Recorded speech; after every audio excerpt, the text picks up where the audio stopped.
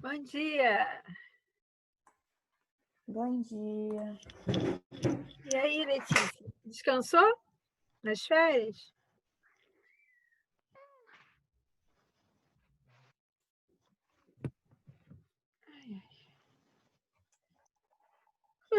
Animada para a prova, Lelê? Animada. Só quero que faça logo pra acabar logo. Já tem outras matérias. E algumas matérias, de algumas matérias. De algumas matérias, de algumas matérias. Entendi. Eu quero que mude logo. Ai. Não, mas vai ser, pelo menos de arte vai estar leve, vai ser de boa. Não se preocupe. Você fez o questionário? Fiz. Pega aí o gabarito, porque o que eu vou fazer hoje, né? Eu vou começar a fazer tipo resumo do resumo, e aí a gente vai bater todas as questões do gabarito para que você faça assim uma avaliação bem suave, bem leve, assim, né? Para você realmente se preocupar com as outras questões, com outras questões das outras disciplinas, que eu sei que, né, vai requerer mais energia, né? Vão estar fáceis de fazer também, mas certamente vai requerer mais energia. Então eu vou abrir aqui um quadro e eu vou colocar tipo resumo do resumo, tá? Tipo, se eu não tivesse nada, o que eu preciso saber em arte para fazer uma boa avaliação, tá? É isso que eu vou, essa primeira parte aqui, tá? Então, para nossa prova, vou botar aqui, ó. O que preciso saber? E aí, se você já souber, né, mentalmente, pá, é isso, você já sabe que está no caminho certo, tá? Então, a primeira coisa saber é sobre essa origem desse movimento, que é o movimento der Blaureiter, que é um movimento alemão. Blauer, tá certo isso? Blaureiter. Tá? O que foi esse movimento? Né? Quem que participava? O que era composto? Então, ter conhecimento desse movimento já vai aí eliminar umas 2 ou 3 questões do nosso questionário, tá? O movimento alemão, né? Vou bem mínimo, né? Foi o movimento alemão, alemão. E ele tinha 2 frentes, né, de trabalho assim, né? 2 lugares. Um que era em Munique,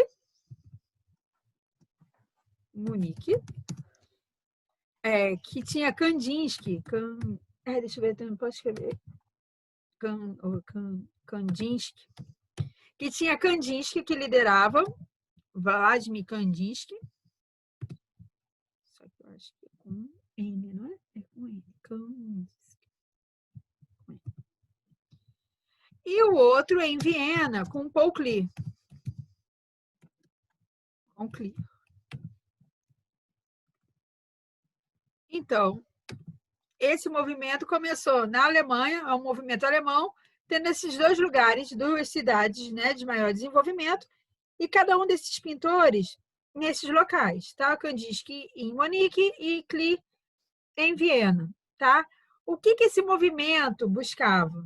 Né? Que foi daí que entrou o futurismo. O que ele buscava? Ó, buscava usar uma linguagem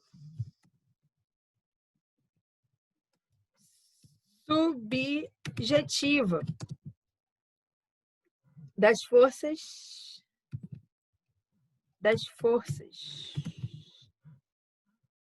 racionalizada das forças primárias, das forças primárias de linhas do cubismo. Esse movimento vem logo após o cubismo, tá? Então, o que eles buscavam? Uma linguagem subjetiva das forças das linhas do cubismo. O cubismo era aquela ideia de toda a geometrização, né? A geometrização da forma. eles entram com propostas totalmente diferentes. Tá? Subjetiva quer dizer, não tem certo e errado, não tem um padrão, é subjetivo. Tá? E não tinha aquela coisa, aquele rigor da geometrização do cubismo. Era isso que ele buscava. Tá? Os dois, né, Kandinsky e Klee, eles eram bem diferentes no seu modo criativo, porém tinha uma coisa que unia os dois, né? Unia esses dois artistas. Por isso que os dois estavam no mesmo movimento, que era a liberdade criativa. Os dois respeitavam muito essa linha de condução, essa liberdade criativa. Por isso que dois artistas totalmente diferentes nos seus conceitos conseguem trabalhar juntos nesse movimento, tá? Então, nesse momento, é importante que você conheça, né? Se você saiba quais eram as características de Kandinsky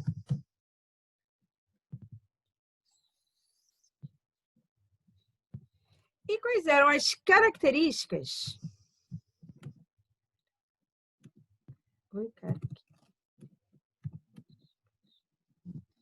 do Klee, de Paul Klee.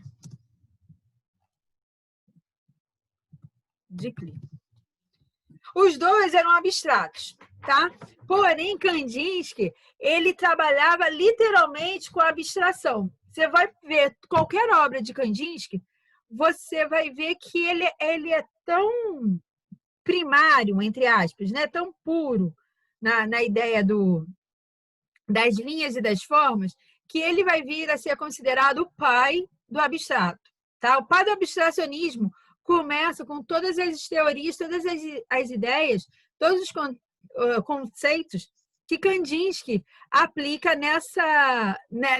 que começa nesse movimento. Tá bom? Então, a ideia essa liberdade criativa é totalmente abstrata para Kandinsky, ok? Paul Klee também era abstrato, mas ele já trabalhava com uma outra linha de abstração. Né? A gente viu que o Paul Klee ele foi um dos primeiros a usar os conhecimentos teóricos científicos de dois psicanalistas da época, que era Freud e Jung, certo? Que é o Freud é o pai da psicanálise. Beleza? Então, assim, ele usa desses conceitos, é igual como se desenhasse coisas de sonhos, né? Que não tem muito sentido, é muito aleatório, é muito abstrato, porém, ele vai por essa linha subjetiva, né, da abstração, né? Então, assim, ele usa outros tipos de conceito, mas os dois sempre respeitando e sempre se apaixonando por essa liberdade criativa. E esse movimento cresceu de tal forma, né?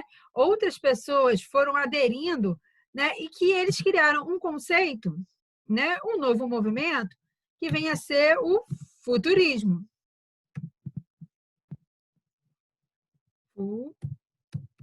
O futurismo nasce, né? Justamente desses dois, né? E aí, o que você precisa saber? As características, né? Características.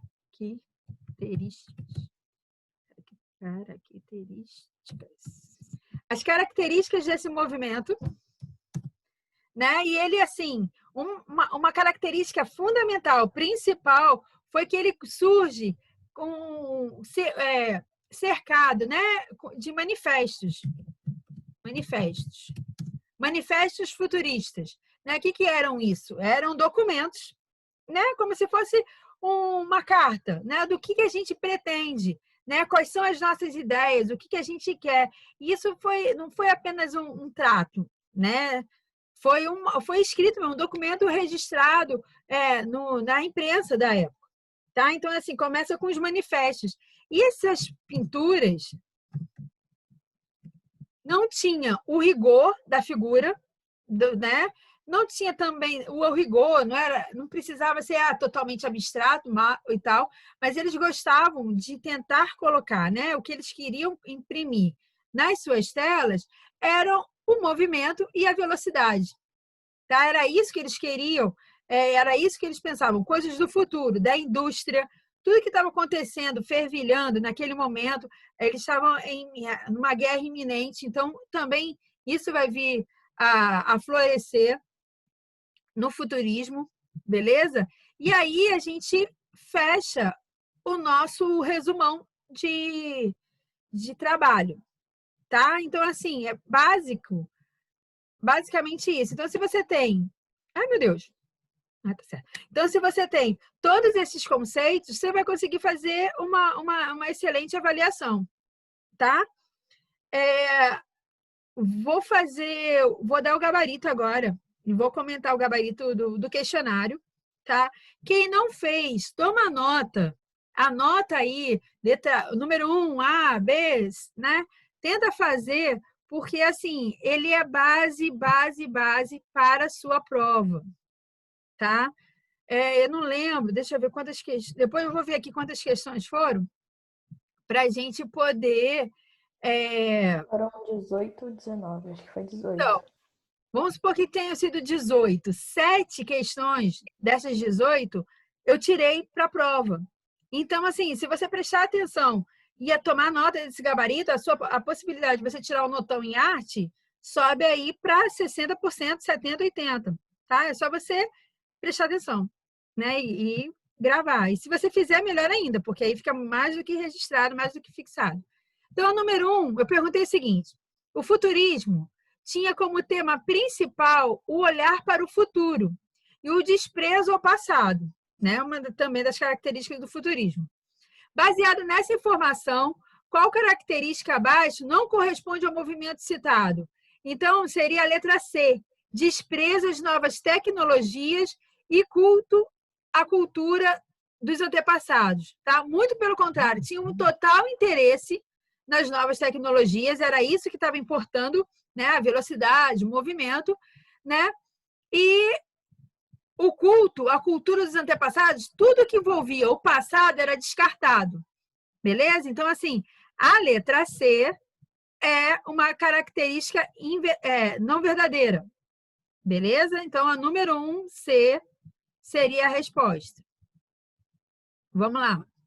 O The Blue Hater, e eu falei isso bem no comecinho, que se chama, né, o Cavaleiro Azul, foi um movimento que começou por um grupo alemão.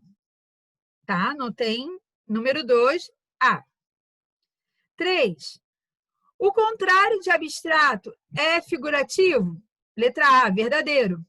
Né? Se uma coisa não é abstrata, ela é figurativa. Eu botei, não sei por que eu botei em inglês aqui, mas é verdadeiro. Tá? Contrário de abstrato é figurativo. Isso é verdade.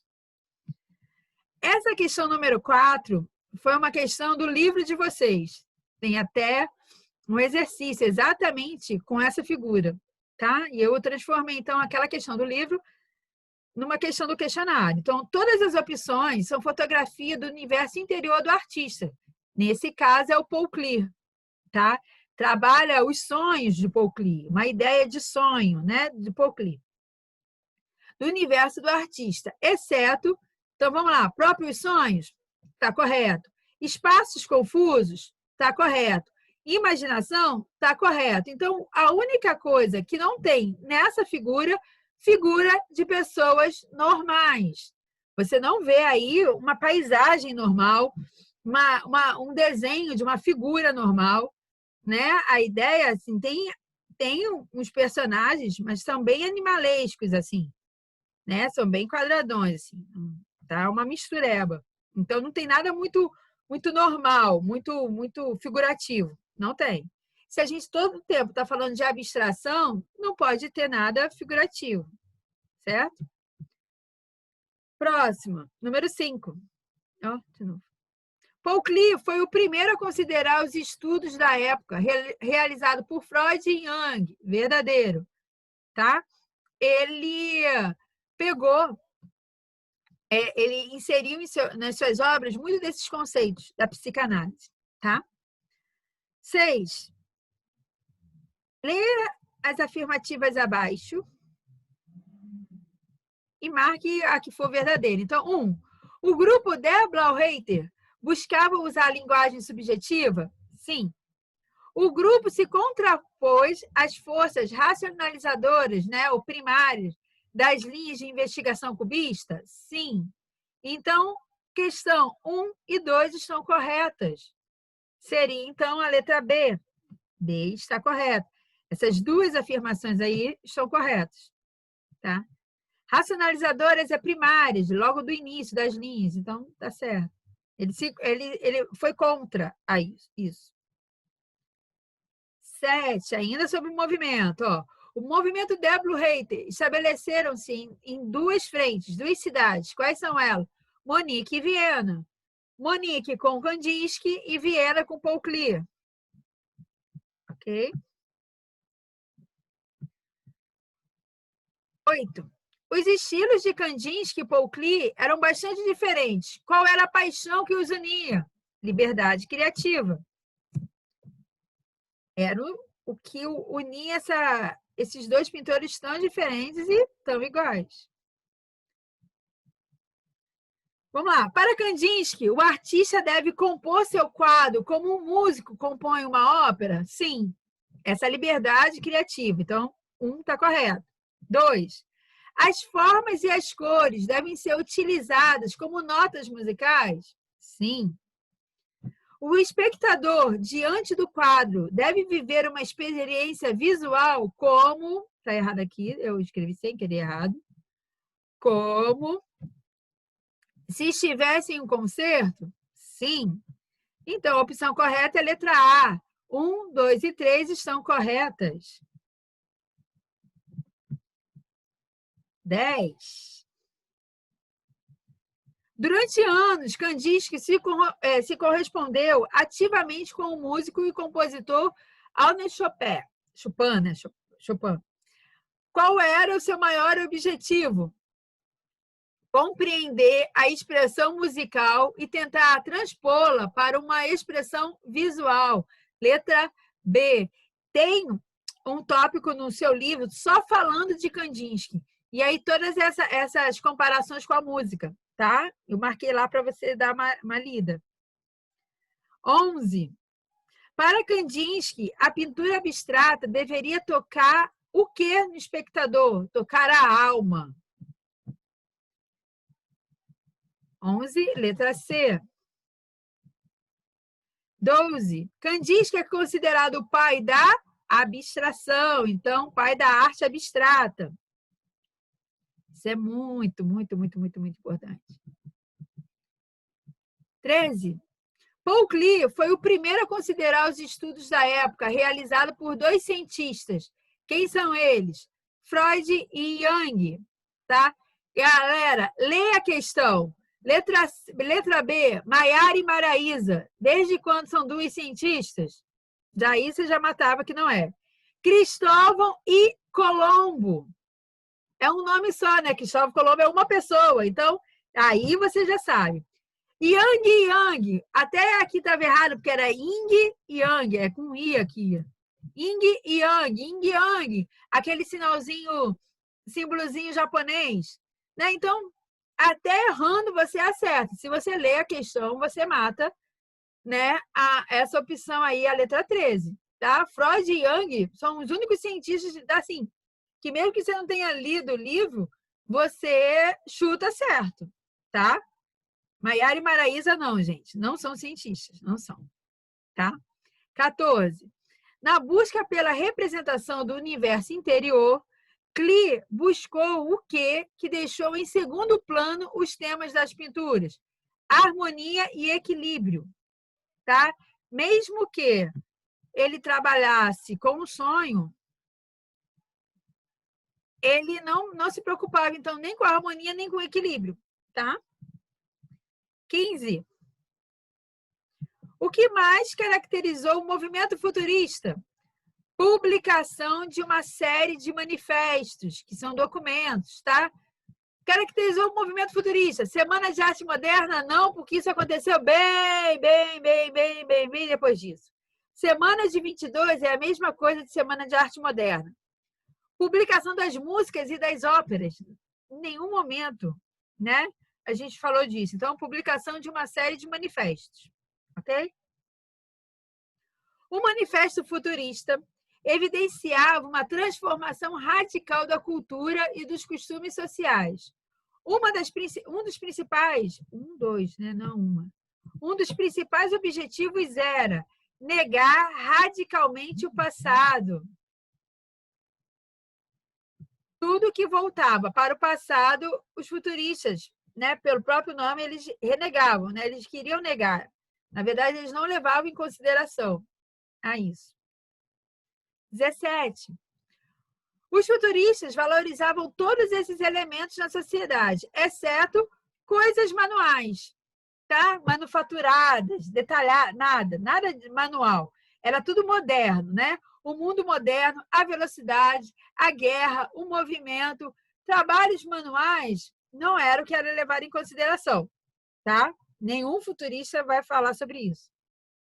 E, por último, a pintura futurista foi uma busca de representar o que nas obras?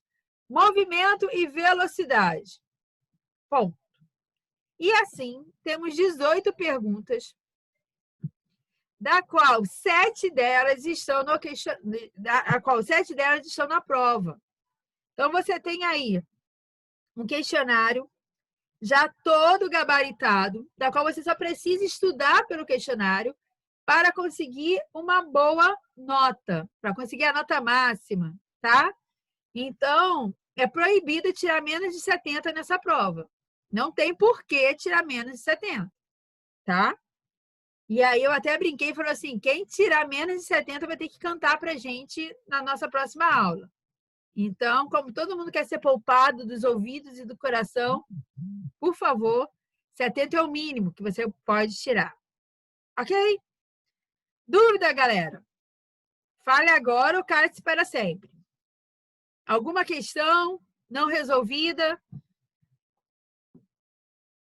Preciso que pelo menos dê um joinha, assim, se tá ok. A galera que está com seus microfones fechados. O Alexandre está de boa, Lolo também.